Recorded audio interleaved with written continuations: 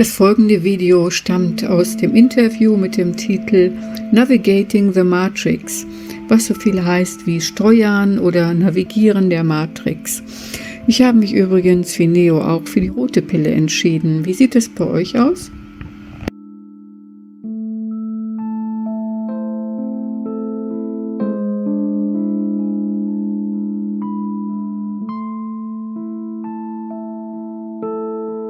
And why do they want sheep? Because sheep follow the one in front. I've watched it. You can have one shepherd and a sheepdog controlling vast numbers of sheep because they just follow the one in front, and if they don't, then they succumb to the fear of the sheepdog. But the sheepdog has become a sheep-dog hybrid, which we call humans, because although people are sheep and follow the one in front, I mean, it is changing. More and more people are awakening to a much greater sense of self. You know, hallelujah, brother and sister.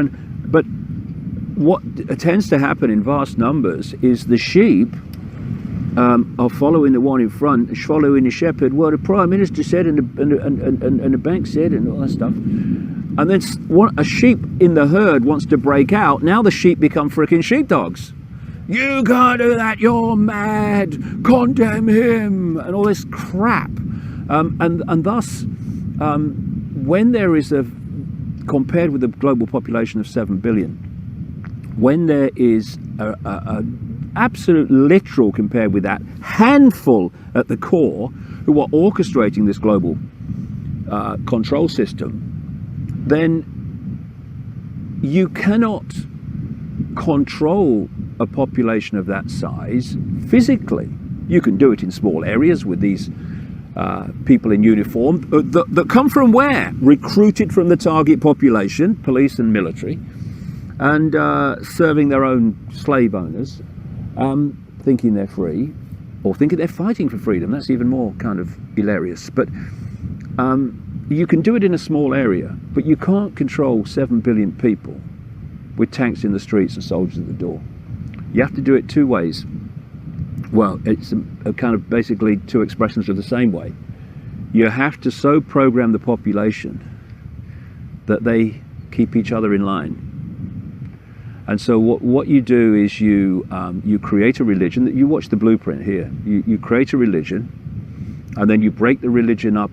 First of all, you play the religion off against other religions, but then what you do is you break the original religion up into warring factions. So the religion is now warring with itself and with other religions, which you have with the Shiites and the Sunni and with the Catholics and the Protestants and all the different subdivisions of that. Quite right.